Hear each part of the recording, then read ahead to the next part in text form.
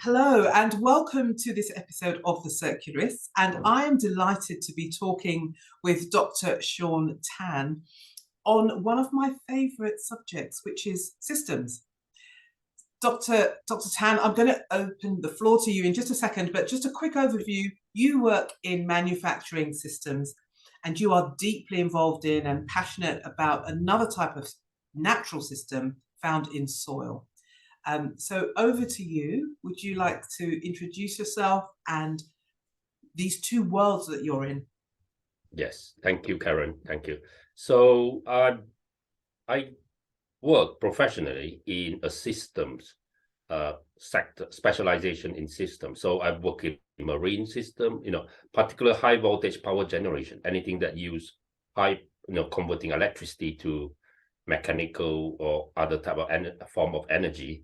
I will do that. So sectors that I had been involved with would be defense, renewables, wind turbines, things like this, and marine ships propulsion, because most of them are diesel electric, and industrial systems.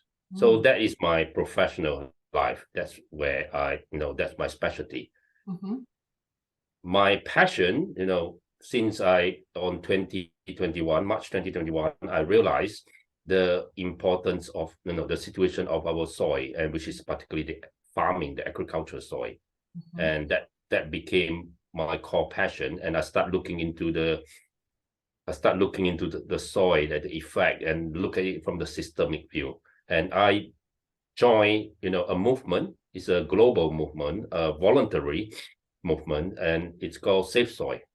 Safe Soil. Safe Soil, yeah, movement, and that is where it's you can go to the website. It's called safesoil.org, and there are a lot of things there to support you. Anyone can join. And in fact, the more people join, the better, because this will create awareness of the importance of soil, and then that will facilitate the government to create. The government will understand the support of the public. They need the support of the public to create long-term policy.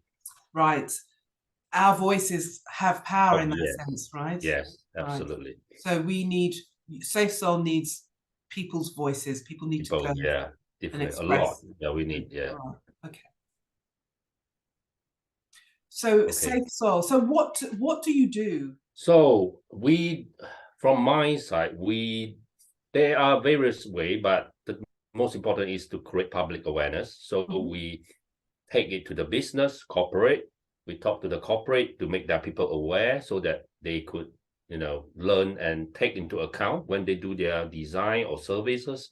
We go to schools, because children will be the next generation's leaders, because in another 10, 20 years, they will be the leaders. And we want them to have a good systemic view of to understanding of soil. That helps. And we go to events and talking to people, and of course, there is another section of us that dealt with the government, the leaders, to try to get them to create a policy of increase. Our policy, the policy of Safe Soil is very straightforward. Straightforward, not to say straightforward, it's very clear. It's to increase the organic content of organic matter of the soil to either minimum of 3 to 6%. From what currently? Currently, it depends on different countries. Some of them are very low. Some of them are about, like in India, is 0.6%. So it's very low. 3% is the minimum, according to the soil scientists, to keep the microbiology alive. Right. Because for soil to be alive, it needs the microbiology. I want to jump in there if I can, Dr. Tan. Yes. So I think many people might think that soil is literally dirt, mud on the ground. Nothing much going on there. Tell us, what's the truth? Like, what is living in a teaspoon of soil? Yeah, that's you asked a very good question. This is something that got me into soil as well, because before that I have the same view like most people, like it's just dirt, it's just an inert substance, nothing there, you just take it, build into something, or throw it around. Right. And we just put chemical, synthetic fertilizer, and things grows. But then when I start looking into it deeper and have more insight, I found that soil is actually the biggest living substance in the planet, in the sense that, The biggest living substance on the planet. Yes, it's living because there is an ecosystem in there. It's an ecosystem, and some of the scientists has come up with the approximate number, saying that a teaspoon of soil has more a healthy soil has more microorganisms than the people on the numbers of people on Earth. So imagine that. No way. In a teaspoon of soil. Yeah, a healthy soil. Yeah, if it's soil. Yeah, healthy soil. Yeah. Wow. So imagine. So it is living in a sense. So it's teeming with life. Then. Teeming with life. Yeah. And we. Wow. Okay. You can have a sense that it's like a micro universe, microcosm in there. Wow. Okay. And we think we are living here, but there is another world in there, and that is the magic. It create a new ecosystem, and it works together with the plants, which is something that I learned as well. It works together with the plants to create healthy plants. Plants actually work with them like our, how do I say, our digestion system. Right. Working together. Working together, actually working together. Yeah, actually, because they cycle the nutrient. So a lot of people believe when we look at the plants, is like the plants, we just put the nutrients and they will grow. That's the understanding. Yes. However, if you look deeper into the new findings now, I think this has been understood long time ago by a lot of ancient civilization. I think we lost it somewhere. Yeah, we just got out of touch. Yeah. Right. When out of touch, we lost that knowledge or that wisdom. So now we're starting to see that the microorganism actually cycle the nutrient. And so they break down certain nutrient. They even communicate with the plants, because the roots of the plants actually send certain, there's a mark, you can look at it as a marketplace or as a trading. So yeah, it's so intelligent. Yeah. Wow. So the plant will send sugar, glucose, that's what they do. They like to do that. They create, that's what plants do. And that's why you eat fruits and all this, they create sugar. And the sugar are needed by a lot of the microorganisms. They like that. We like that. It gives that energy.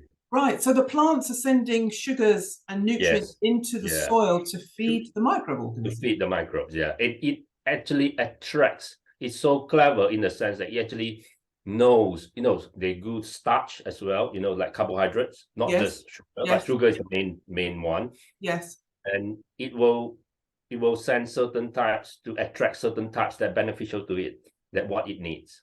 So it's bespoke. It attracts a bespoke list of ingredients. Bespoke, yes.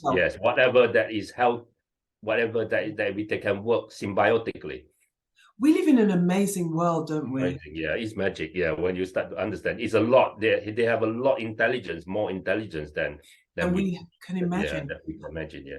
I watched a video recently, just this week, about trees, and it touched on exactly what you're describing there. How the trees' root systems go down and release different ingredients, if you like. Yeah. And at the end of the tree's life, it kind of dumps all of its goodness into the earth for other plants to then survive. Yes. And that's circular, right? It's circular, I'm out, but I'm going to. We call that an extrudates, yeah. And then sometimes you attract certain type of fungi where the fungi will start growing further away, and it becomes like a extra highway, for them to extract things that they couldn't extract. Unbelievable! It's incredible. I want to just talk to you about humans' impact on soil, right? Because nature has created this incredible, intricate system that communicates and looks after itself, and it's optimal and it's circular. And then along comes humanity. So we do mass scale agriculture. We grow crops like cotton, for example, which is a very thirsty crop. and we burn and pummel the ground with pesticides and all sorts of harshness, and probably kill off a lot of those organisms. Yes. And so, and then we use pesticides on crops, and so is humanity trashing and killing soil?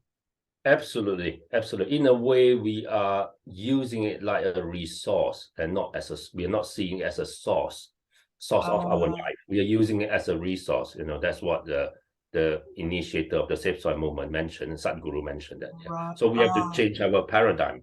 We did that during the last 100 years, the intensive farming, because we could extract at the smallest amount of time, we can extract the most out of it, which is fine at that time. Yeah, we at that time, because we still have plenty of organic matter in it. And now, yeah, and now we discovered that we are going to a state where it's unsustainable, because they don't have organic matter in that to actually allow, you know, we just have to put more and more synthetic chemicals in it, and you'll reach a time where you cannot break even, because the more you put in it, it just doesn't grow out the yield. You don't get the yield that you should be getting. Right. This is why the Safe Soil movement focus on increasing the organic matter. I understand.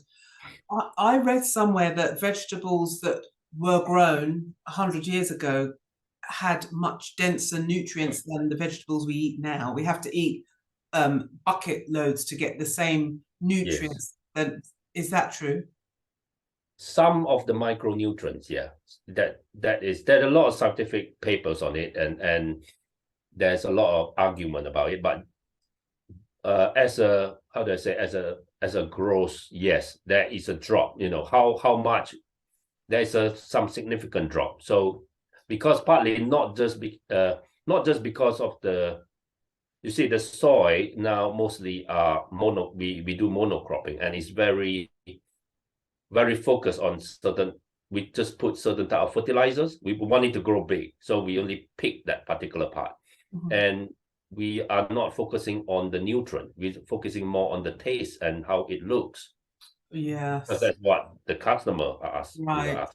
And then a lot of the plants are bred selectively, chosen to do that, to have that taste. To have that appeal. Yeah, to that appeal, yeah. Okay. And a lot of studies even mentioned that the native plants, which originally they grow, they have the highest dense nutrients. Which plants? So they are dense in nutrients, they give a more balanced nutrient than the one that we currently have now, because it's been pushed. I see. Selected more to the high sugary content or for the looks. Right. So did I understand you correctly there? You're saying that fruits and food that grows in the wild is more nutrient dense than the manufactured? Not just the wild, not just the wild, but the native species. Ah, okay. Yeah. Okay. You see, the older native species of the plants, they are different. It might not taste as nice as the newer one, because the newer one are these, they are selected, bred for taste. Yeah. Right. Right. So humanity, we're sort of engineering our way into into popular tastes, and just like cooking, is it? You always want to cook something that you like. Yes. So Dr. Tan, this is really interesting, because your career is rooted in systems, manufacturing systems. And have you used that background, that career domain expertise to inform? Is that are you repurposing some of your skills there and knowledge there into progressing us out of this soil ill health? In a way, yes, because of my previous system view, I could see how the whole thing connected together. That's why I'm very passionate about it. Yeah. Right. So what is the way out of this, or forward at least? What is the way out of this mess, this barren soil that we've created across the earth? Not a small question. It's not a small, yeah, that's not a small question. I mean, we as a human beings, I think we all have, we are in the time where we are in a time, a very, a juncture that we can look at it as a big opportunity, or we can create a big mess. Because what they're saying is that if the soil degrade up to a certain level, there will be a tipping point.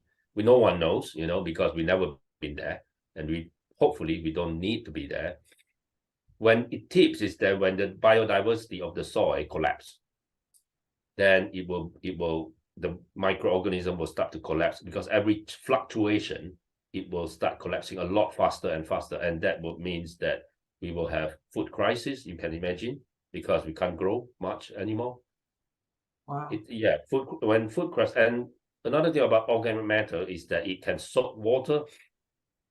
It's able to soak a lot of water, and that's why soil with a lot of organic matter are able to provide like a reservoir when when there's a drought coming. 2 months that will supply. That's why you see a forest. Sometimes forests are able to survive, but most of the plants, because there's more resilience because of the moisture in the earth. And they are flood defense. If you got torrential rain, they will soak up the water, hold it instead of just let the water flow through, flow to the whole cities and then start flooding. Right. So and it provides a defense. Yeah, flood defense. And there are so many things. It's biodiversity, climate change is a carbon. We know that it's a carbon storage. Yes. It's the most efficient system so far. I know people are trying to come up with new technology design, but so healthy organic soil is a carbon sink. It's a carbon sink, yeah. And if it's not healthy, it becomes a carbon source, and that's the scary part. A carbon source. Yes. So that's some studies actually said that when we destroy up to a certain level, when the microorganisms start collapsing, it will release more carbon than it did. So now it's helping to push the carbon dioxide density. So now, so far, we are producing, we as a fossil fuel, we're burning and everything, we're using it fossil fuel. Yes. We are putting a lot of carbon dioxide into the air, the atmosphere. Yes. The mother natures, the soil and the forest, they are trying to regulate it by taking it and putting it back. But it will reach a state where it couldn't cope anymore, then it will collapse. Now we are producing it and they are producing it, and that will be the acceleration. Yeah. So how can you help me and our audience understand, how does barren soil that's been killed with chemicals, how does that then start to emit carbon dioxide? What's happening there that's making that happen? Like broadly. The current scientific statement is that the fact is that the microorganism will die. So when they die, they decay. The decaying process actually release the carbon dioxide. I see. It's a horror show, isn't it? It is a horror show, and it's coming soon. And it's coming soon if we are not, it's like you can see I would say a tanker coming, and a train, and really, and you can like slow motion, and you like you turn, but no, it's not. Really. It's coming. And meanwhile, the world trundles along, going out buying clothes and polyester crap and plastic things. Oh, that's a plastic. Yeah, plastic is another. Yeah, another thing, another topic. Yeah, we're getting a lot of plastic. Yeah, plastic everywhere. Yeah. So all this needs our attention. So wow. Okay. So Dr. So you mentioned that how do we turn it around? Yes. Yeah, that's a good question. So we were creating awareness. So hopefully that helps, that more people, like what you're doing, you are touching people, and you never underestimate, one person talking to another person, and more and more people. Right. There we are talking to the leaders, national leaders. So far, the Safe Soil movement have got 81 nations supporting the movement. They are looking into their soil policy, which is a good thing. So they start looking into their soil policy. Yes. And then we got about, I think, 10, I believe like about 10 nation or organization that actually sign a what we call an MOU with the movement, so that we support, we have the specialists to help support them. So it's a memorandum of understanding, right? Yes. And that the purpose of that is just to get on paper what are we up to now? What are we doing? Yeah, and then also they get certain type of support because certain of the nations are not wealthy. They don't have that economic capacity. They need further support. Yeah, right. Yes. Especially scientists or recommendation. Yes. Earlier on in our conversation, you mentioned Sadhguru. Yes. I follow, he puts out some amazing content on YouTube and so on. So I do love to listen to his wisdom. Is he the head of this movement? He started it. He initiated it because it was he. I mean, if you look into his history, this is not started just like let's start it today, because he's always been involved in environment, into how to say, he has a track record. Right. The last 30 years, he's been doing a lot of, how do you say, environmental work in India, and like revitalizing the rivers. You know, they put a lot, billions, millions of trees in, planting millions of trees on the river, and trying to get the revive the river, basically. Because without the trees, the river just dries out. Yes. So he has a lot of track record, and United Nations saw that and was very impressed. Right. And they used, then later the story was that it was quite a success. I think it was one of the river was a success. And they later got into the countries, India basically used that as a template for other rivers. They want to revitalize other rivers as well. Yeah. Okay. Because it was so successful, Right. And so where does Sadhguru's knowledge come from? Is this handed down cultural indigenous wisdoms that he's running with? Do you know? I'm not sure about that, but I think he was a farmer before. There we go. So I bet, There we I go. think he has some skill. So he's not just planting, talking about doing this, he knows what he's doing. He was a farmer. He dabbling in farming, Okay. So a man of the land. He knows. Yeah, man of the land. And he's very perceptive as well on the nature, about nature. Yes. Yeah, he's very, as you understood, he's very wise, and he understood. Yes. He's very perceptive of that nature. Right. So a lot of the things from his experience of observation. Right. And a lot of indigenous cultures around the world have this scientific, almost an innate sensitivity wisdom, and innate scientist within, right?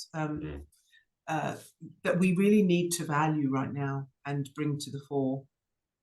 They are trying to bring back. There are a lot of communities that understood that they're trying to bring back. Yeah, I think they call it syntropic farm agriculture or something. There's a name for it. Yeah. So they go to search for these indigenous people in Peru or and they try to learn from them, or maybe in Bali or in Indonesia or something, and then they learn from them, pick up their skill sets. Okay. Wonderful. So, Dr. Tan, for people watching us having this conversation, what would a good call to action be? We need people to get involved. We need everyone to raise our voices. What should people do next? What would you like to see people do next? The most important thing, for people like common people that are not farmers, we are just, and we are quite constrained with what we can do. Most important thing is talk to other people, make them aware of, go to safesoil.org and make them aware of the soil situation. Because I always get this, that people are very eager, they're very fired up. They say, oh, I'm doing composting, I'm taking care of my garden. But that is very lovely and very good to instill, very good to instill this understanding and knowledge to the younger generation. But the thing is that the garden is not the source of our food. Right. The food is actually from the farm. and Right. we need a change in policy for the government to put in Right. a policy. And some people will say maybe the farmer should change, but if you look into the farmer sectors, the farmers are in a very tight spot. It's very difficult for Yeah. them to change because the Yeah. system they're trapped in a system. Yes. Yes. If you And look the at how power. Yes. The you power. could understand the fertilizer, the bank loan, Right. everything are set for Yeah. them to do intensive farming, not Right. moving to a Right. more sustainable way. Absolutely. Yeah. So for us, talk to other people, read up, go to the website, read up, understand, talk to children. The more people knows about it, Okay. then when the government will have the confidence to change the policy, because the policy will be Right. 10, 15, 20 years to see the effect. Right. So most government are in there only for 5 years or 4 years. This is the problem, isn't it? So they need our support. They need to understand that if they do this, or else they won't have the confidence to do it. Right. So the people need to let government know now today that this is what we want. We want to get And when they behind do it. it, they have the support. That people don't just like, no, we don't want that. Okay. Right. Because we've got a 7-year or a 6.5-year or 6-year window now to 2030, and we need to set things up if we've got any chance to hit net zero in 2050, right? So every day counts right now. Okay. I'm looking at the net zero. I think I'm looking at it as I think there has been a lot of talk about it, and we have to proceed with it with caution, but with a lot of practical way as well, because I think a lot of people jump into it and trying to, how does it, shuffle. It's basically, we're not actually getting to net zero. We are just moving the issues from one place to another place. So there's no progress. So the circularists is very important, the paradigm, to actually see how we actually do it, Yes, yes. Which is my passion, to raise our collective voice, to start having productive conversations and spreading awareness of all of this. Because I think these are almost secrets hiding in plain sight. These atrocities are secrets hiding in plain sight. And we need to bring it into people's consciousness and mind. Absolutely. And this is why talking to people, get yourself more informed, understanding. You can write letters, in the website. You can even write letters to the government just to tell them, there's a template there. Just go to the website. Okay. To the safesoil.org. Go to the template. It will comes up with the name of the leaders, and you just send it. And and for the children, they can go to the exhibition if you type into Google exhibition Safe Soil, you go there. I will pass you the information. You can put, and there the children can go into an art competition.